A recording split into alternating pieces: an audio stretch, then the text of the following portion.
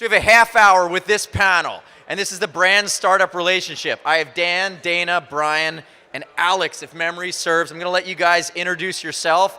On the heels of these guys, we're gonna have Lucinda, CEO of Monotate, Cereal CEO, to come in and talk about optimizing yourself at scale, and then we're gonna roll into lunch at 12:45.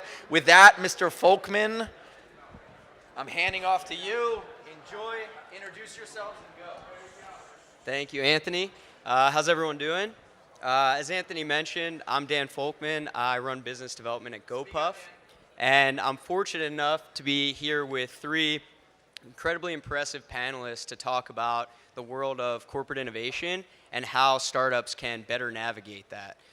So rather than try and introduce them myself, I'm going to hand it over to them and let them each kind of tell you a little bit about who they are, what company they work with, and what their focus is in their current role. Great, thanks. Hi, everyone. So my name is Dana Randall. I'm the head of global innovation at Tapestry. And I'm going to make the assumption that you don't know what Tapestry is because it's a recent name change. But Tapestry is the holding company that owns Coach Kate Spade and Stuart Weitzman. So my job is a very cross-functional job. I work across all the three brands as well as different business units. So marketing, product development, digital and e-commerce, stores, even manufacturing and supply chain. So I really cover the full breadth of what the company does, and I am pretty much the gatekeeper for startups. So if you're a startup and you're trying to work with any of our brands, I'm the one that you're going to go through. And even if you end up emailing our CEO, you're going to end up with me anyway. So that's the general gist of my job. The types of things that I focus on are everything from artificial intelligence and blockchain and those buzzy things, but also things just in general, like the role of technology in store, customer experience, operational efficiency, mobile. So, there's a lot of themes that I work on, but again, it's a very diverse role. I'm Brian Kavanagh. I lead up our retail evolution group at the Hershey company. Really cool job. First of all, Hershey's a fun job in itself. But what I do is I get to work with our retail partners, your Walmarts, your Targets, your goPuffs of the world, to help them think about our category just a little bit differently. In a time of disruption in retail that's going on right now, it's a real fun space to play in. So Hershey looks at me for a 3-year non-product innovation pipeline. So I don't get to create the next great candy bar. Man, we got some good ones out there right now. But I can think of new ways to sell that fun candy bar. And so that's my focus. Cool. Thank you. Whoa. Hi, everybody. Alex Trotta. I'm Vice President of Fintech Acceleration at Citibank. So my team's remit is really twofold. So one is focusing on how can we bring emerging tech into the bank quicker and fuse it with a lot of the programs that we're working on right now. And in addition, we also serve as the nexus of emerging technology amongst the bank. As many of you can probably imagine, a multinational global business has many different silos, and sometimes the left hand doesn't know what the right hand's doing. So that's our team's responsibility, is to make sure that we bridge those gaps and make sure that the people who need to know things are going on are. Also, I've never had this before. I actually have my mom in the crowd, so hi, Mom.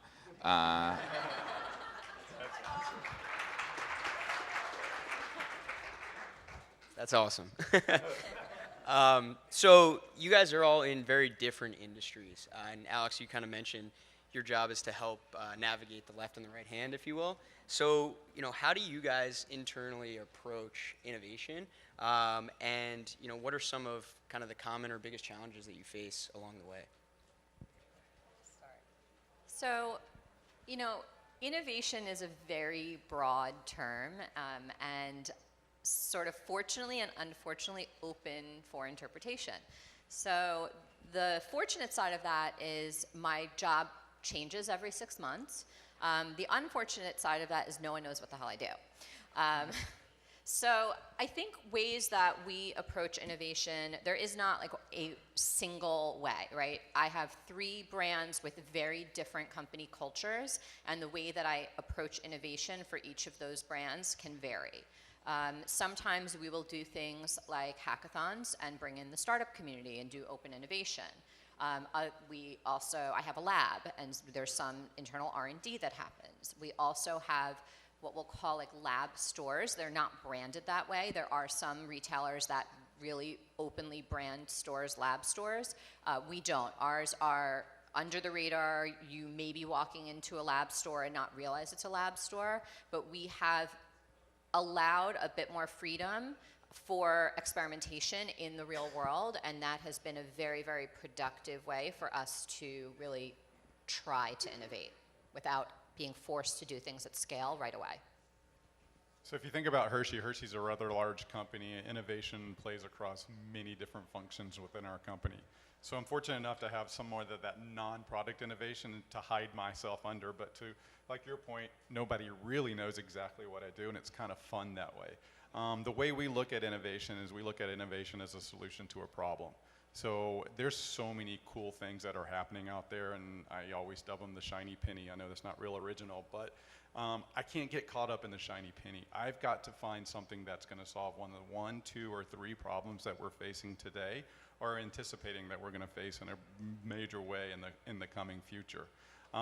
So when I do that, it's something that's got to be scalable, because I told you I work with Walmart, 4,000 stores, Dollar General, 8,000 stores. I can't go put TV screens in every Dollar General where we move one product a week in that store. So I got to find ways to drive conversion in these retail partners in times where their traffic is going down because they're finding other and alternative ways to shop. So it's got to be scalable, and it's got to solve a problem, and then it gets my attention. So Citibank is interesting because we have a number of different touch points with innovation. And we were all talking about this earlier this week on how innovation means something different to every different institution. So it's not like we can come up here and give you some silver bullet that's going to work across every single industry. So I'll speak to just Citibank. So Citi has a number of different touch points. One of them is Citi Ventures, typical venture capital arm, corporate venture capital arm. You also have D10X, which is called Discovery 10X. It's supposed to be an internal incubator where employees can submit ideas and actually go to what's called a growth board or review board and actually get further funding for their idea, and then attribute either 50% or, with their manager's approval, 100% to actually work on that project full time. We also have Citi Fintech, which sits under our consumer bank, which is part of the team that I sit under. And this team is consumer focused and mobile first. And while my remit is across the bank, they're solely focused on just the consumer bank. In addition, we have our labs network. So we have a lab in Mexico, we have a lab in Dublin, we have a lab in Singapore, and we then also have a accelerator in Tel Aviv. Our lab in Dublin is a center of excellence for blockchain. So as you can see, we have a number of different touch points where you can engage with Citi. One of the difficult things for us is then how do you make sure that all of these different nodes communicate with each other and that you don't have repeat of meetings or two people doing the same thing at the same time, or even worse, one division pursuing one company going through the vendor onboarding process and really wasting a lot of people's time, while another team in another division decided they weren't going to move forward because they determined really early on that the company was too small, didn't have enough people to serve the solution that they were looking for, or their architecture didn't line up with what Citi was looking for. Their security wasn't up to par. And so this is a problem that Citi encounters, and I would assume a number of different other corporate teams encounter as well, because it's just millions and millions of dollars of wasted human hours. And so to tie this back to innovation is we want to engage with the startups of the world. We want to engage with the new technology of the world.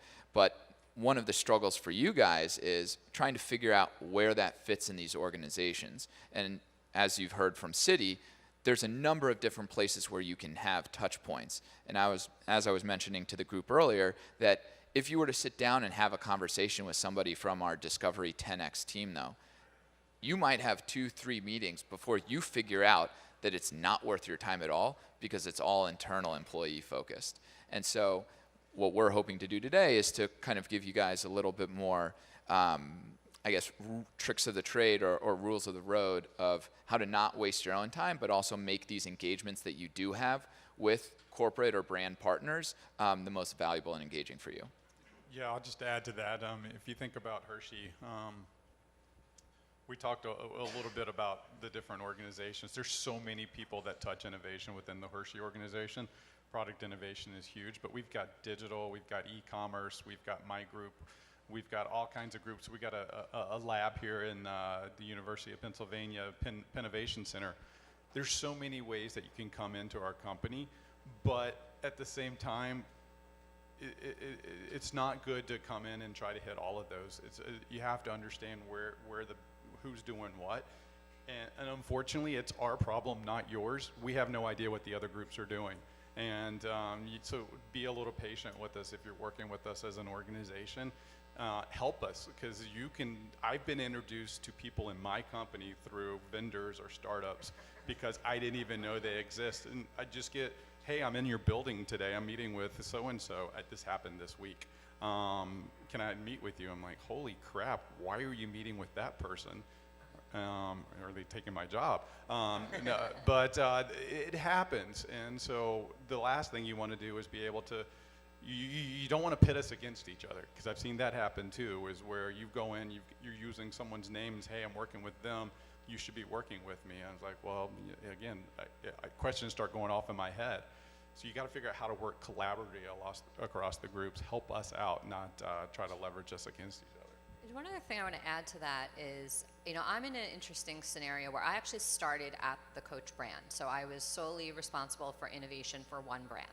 And Coach is in acquisition mode. So we are buying up other brands in our category. Then there's the reality of what happens. I'm working with a couple startups. We have a couple pilots going. Maybe a couple went to scale. Maybe some died. And now we acquire another brand. And that brand, for example, we buy Kate Spade. Kate Spade as a brand is very innovative. They're early adopters of technology in store. They've been doing wearables. Like, they've actually done, in some ways, more than the Coach brand has done, because they're also catering to a more millennial consumer.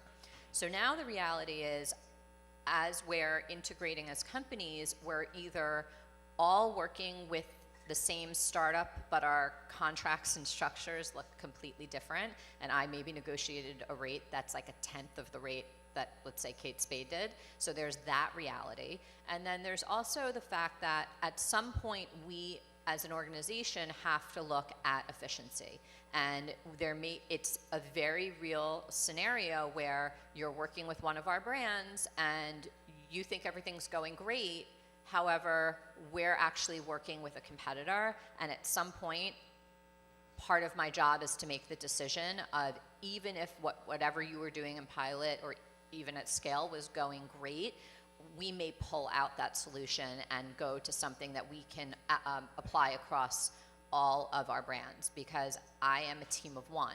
I can't manage 50 different startups running, 40 different pilots at once. So these are some of the realities of the organizational structure that you should do your homework on, right? So understand, are you dealing with a holding company with multiple brands that's working with multiple startups, or are you dealing with more of a single brand company that has siloed divisions? And they each introduce their own sort of complexities, and it's not that like, oh, you won or you lost, but understand you need to navigate those corporate structures in order to be successful. When that happens, though, okay, so fine, I'm company A that's doing great with Kate Spade, and they love me, and then all of a sudden now we get, Coach comes in here and buys us. So, like, what happens then? Okay, so now they've figured out that they're under this larger company. Do they just say, well, shit, we're screwed now, like, here comes somebody else? So as acquisitions happen, and we know acquisitions are happening, then most teams will be told no one's renewing contracts. So if a contract is up for renewal, it's going to be put on hold, and then we're going to evaluate these across the brand. So some of that just sort of naturally happens as annual contracts are up for renewal. For things that are not in annual contracts and they're pilots, part of my job is to collaborate with my counterparts at the other brands and really go in unbiased, or as unbiased as I can, because let's say I pick a startup and they do some amazing things in 3D and customization, and Kate Spade is working with another company that does something similar, and they're not exactly the same, but there's enough crossover. I have to be objective and say, like, let's really take a step back, let's look at things financially, and make a decision together on what the solution is that we're all going to feel good about. And so I think that's kind of the key. Is that a financial decision, though, that you make, or is it much more of like, this is just going to be a better performing company? Like, what do you weigh? It's not purely financial. So yes, dollars are a factor, but I think another big thing we look at is the actual infrastructure of the product. So someone may have created an ad hoc, kind of very customized, great experience in store, but it's not sitting on any platform. And when we think about managing something like that at scale globally, you know, in thousands of stores in multiple languages with different inventory sets and all of these different nuances, you know, I think platform is the bottom line. So if someone is sitting on a solid, scalable platform, they're going to definitely win over the, you know, sort of digital agency that created some, you know, flashy experience. So looking at some of these challenges that happen internally that are pretty much completely unrelated to how the startup's performing, in a pilot or even in a full partnership, you know, a lot of startups working with brands like your companies, they're living and dying on 1 or 2 contracts, right? So especially at the early stage. So how would you advise these kinds of companies to prepare internally for these conversations as they're starting the relationship and kind of not running into a problem where they're committing too many resources, or their entire dev team is building something brand new just to work with you guys, knowing that, you know, you make an acquisition, there's a hold on renewal, and that company could go under?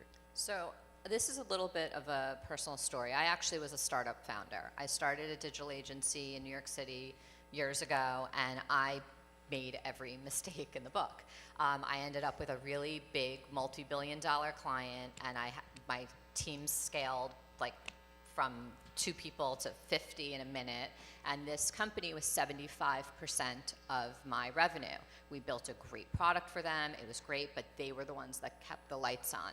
So because I come from that background, I think the number one thing that I always advise the startups that I work with, and this is the relationship that I have with my startups, is to really make sure that I know you want our logo, but don't lose your shirt over it. You know, don't do things for free if you can't afford to do them for free.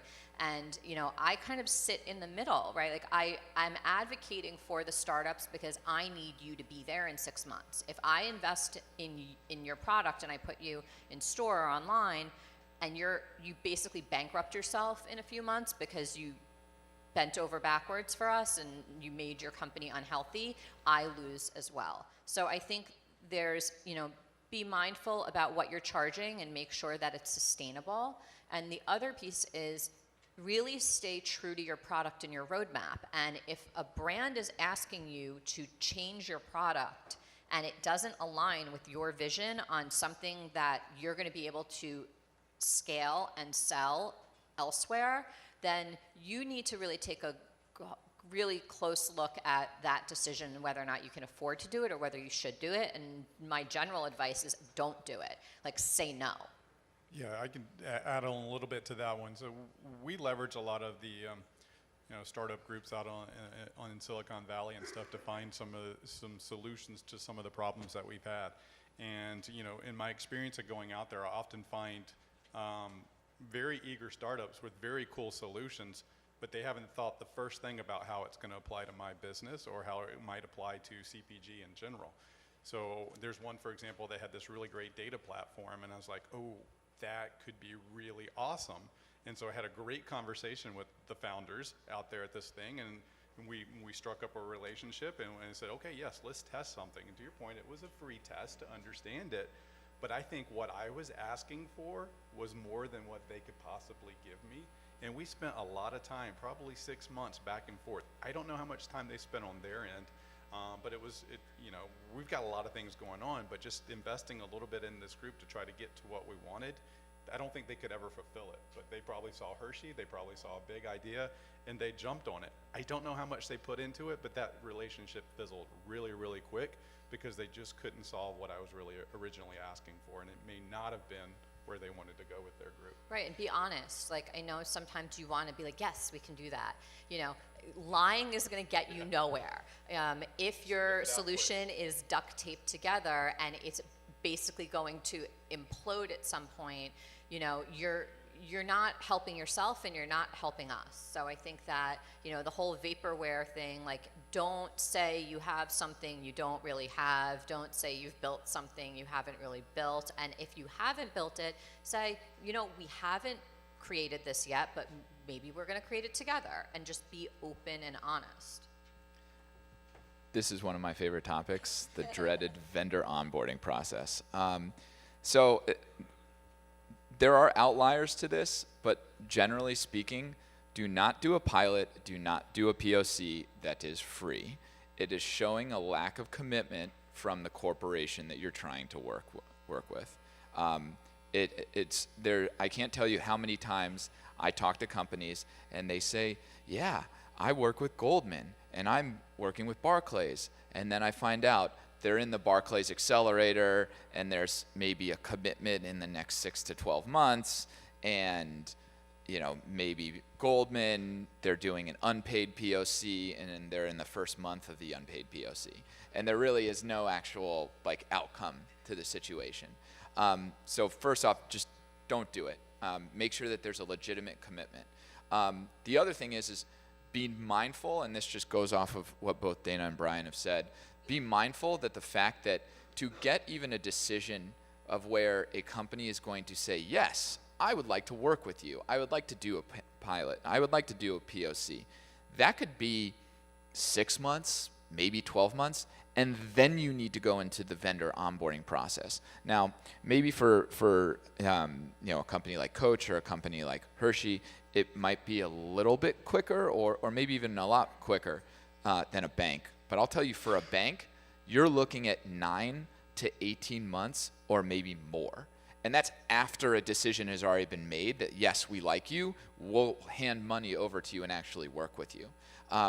There's a plethora of reasons around that. One of them is our vendor onboarding process is broken. I'll come out and say it right now.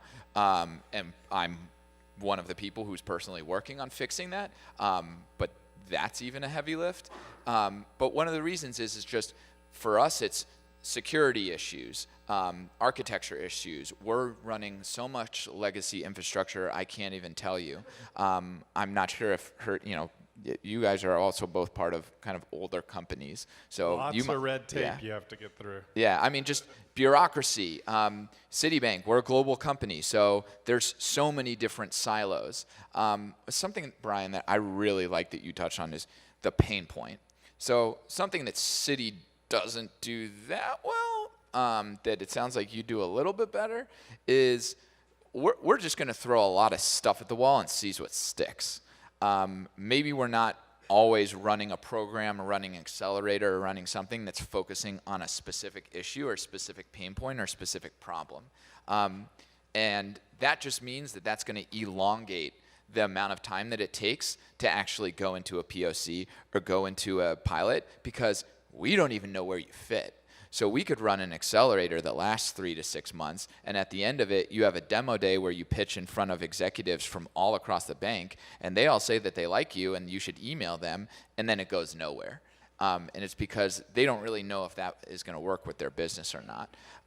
So I'm somebody who recommends funnel metrics. So you have your kind of moonshots that are going to be a very long sales cycle that's probably going to last you years plus.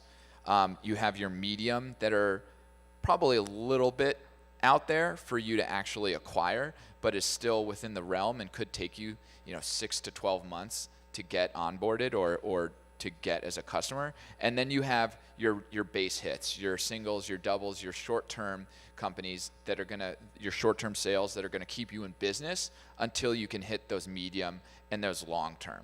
And I would say, as far as working with a corporate, for the most part, as Dana said, don't make them your first customer or your second customer unless you're literally talking to the CEO of the company. And even then, you might not get anywhere.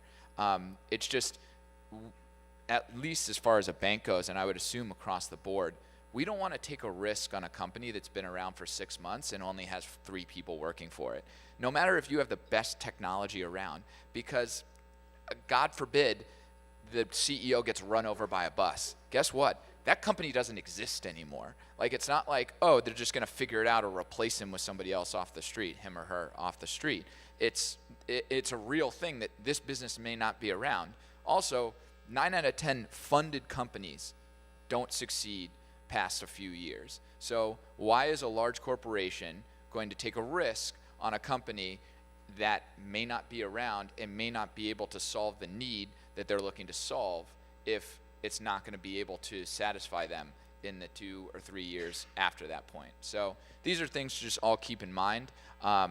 Vendor onboarding sucks, so the best thing that you could do is understand what process you're getting yourself into before going into it. I'm also a proponent of trying to do this to the best of your ability. Dictate how the terms are going to work. Hey, we typically sit down with a company 2 to 3 times. We demo them after those 2 to 3 times, or we demo them on the second time that we meet with them, and we then look for a decision to be made 3 or 4 weeks after we've met with them that 3rd or 4th time. And that's strictly how we operate as a business. And if they don't like that at the time, it's probably better off for you, because one of the worst things that happens to a lot of startups is they got caught in that maybe world where it's like, I don't know, they weren't interested today, but they said stay in touch with me. So it wasn't a full no, and it's definitely not a yes. And so it's kind of that continued pursuit of figuring out if it might be a yes in the future. And the unfortunate part is going through an accelerator or being actually behind the doors, even to begin with, doesn't guarantee anything. I sat down with a company 2 days ago that went through our accelerator in Tel Aviv, that went through the accelerator in Tel Aviv 6 months ago, had a meeting with the head of our mortgage team 2 weeks ago, who decided that they're going to run an RFP in Q3 of 2018 for the solution, for the pain point that this solution that he met with 2 weeks ago is solving for. That's the kind of just bureaucracy and inefficiency that you're looking at. Now, granted, that's a bank. It's hopefully a little bit better with you guys, but. So fortunately, I'm not in financial services, so I do work with 3 and 4 person companies out of garages. But it does happen.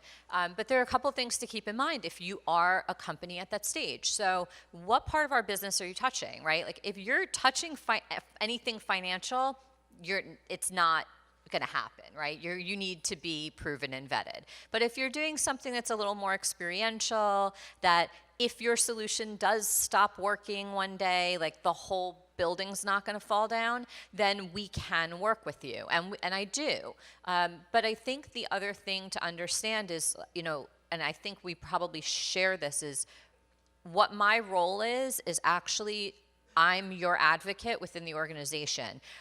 Our corporate onboarding, it sucks, even if mine's not as bad as yours, but the reality is that our contracts are going to ask that you carry insurance policies that are designed for Microsoft and Intel and SAP, and would never be policies that a startup carries. And so my job is to negotiate internally with our risk management department and legal and procurement on your behalf to get a contract to a place where you can sign it.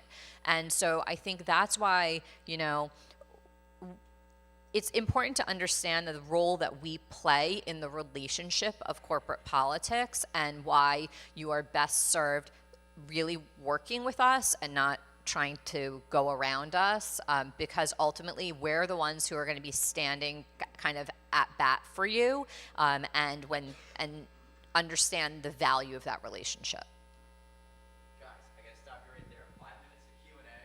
Red time. Is that cool, Folkman? Perfect. That's what I was going to suggest. 5 minutes and I'll give you the Cool. Any questions?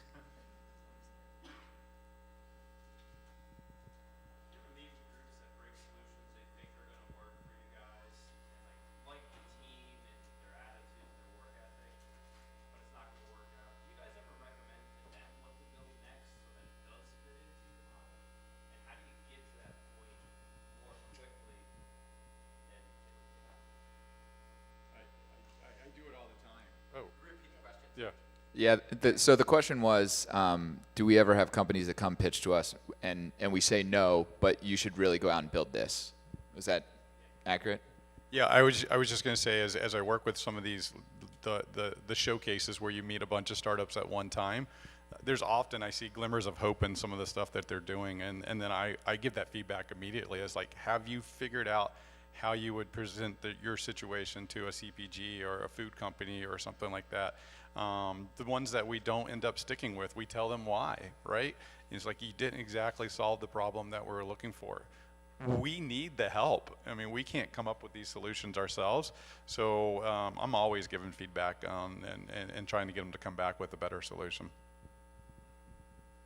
So I also feel like I have a side hustle, which I do, and it's really as a mentor and an advisor for a lot of tech accelerators and a lot of conferences, and that's part of our job. Like, we're constantly meeting with startups.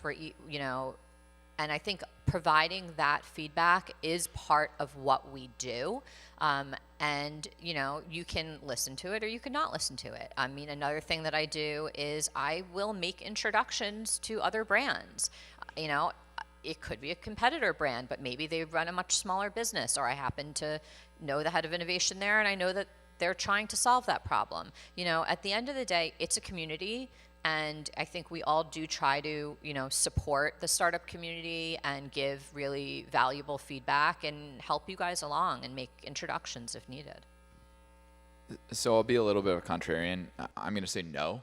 And the reason is because as a startup founder, I think I personally expect you to believe that you're changing the world, even if you don't say it, or changing that process. I don't want it to be incremental. I do want it to be exponential. And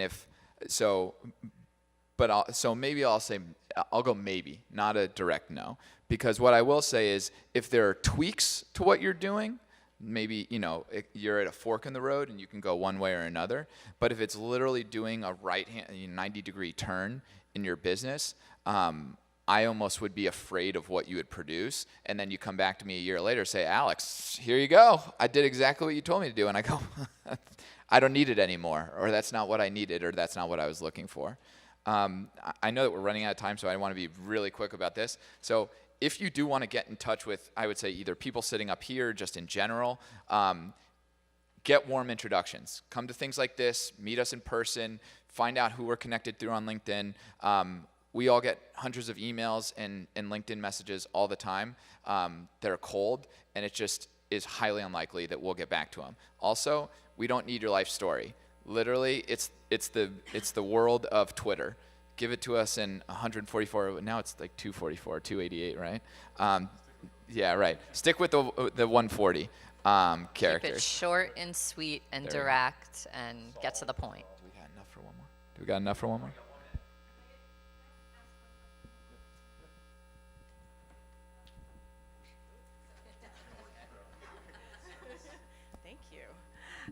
Hi, so I'm a consultant. I help large pharma companies with their software. And so I have been involved in the due diligence of vendors and their software products and services. I'm currently working on vendor onboarding. It is a headache. There are times where a vendor has gone past that due diligence, has been selected, is currently in implementation, and we're onboarding them. And then you find out, you uncover a lot of defects, a lot of problems. At what point do you weigh the risks and benefits, because you've already invested so much of your time? At what point have you decided to pull out? 1 minute, go. All right. So, I mean, at what point? We'll weigh them till the very end. So it's kind of like in the 11th hour, if something doesn't sit right, or if it's going to put Citibank or, and I'm going to assume Hershey or Tapestry now, right? At risk, they're going to pull out. These are multi-billion-dollar organizations that don't want to take a big risk. Now, if it's just for a POC or just for a pilot, it might be something that you would continue to move forward, but I would say this is much more probably a case-by-case basis. I know that we've pulled out of pursuing a company just because it became a headache. I also know companies that have pulled out from doing business with us because it's been too much of a headache. So really, I would say it's case by case, though. Just a real quick add-on to that project this past year, I've pulled out with working with a supplier simply because they put too much of the onus of the problem back on us, right? They came to us saying they could solve the problem that we had, and then it was all up to our packaging and whatever to solve it. Nope. Done. We'll go find somebody else. So we selected you to solve a problem. We want you to solve that problem. Instead of saying, if you did this, no, we want you to do it. I have pulled product days before it was to hit the store shelves. This happens. And you might not be the reason that happened, but just be aware that, things can turn at any moment. And it's not like to be like fear tactics, but that's just the reality of business. And I absolutely mirror the comment. Like, we represent multi-billion-dollar companies. There is very few investments that would be big enough that a company of our size would say we're going to take the risk. If there's something that looks like it's potentially problematic, things will be put on hold until that's resolved.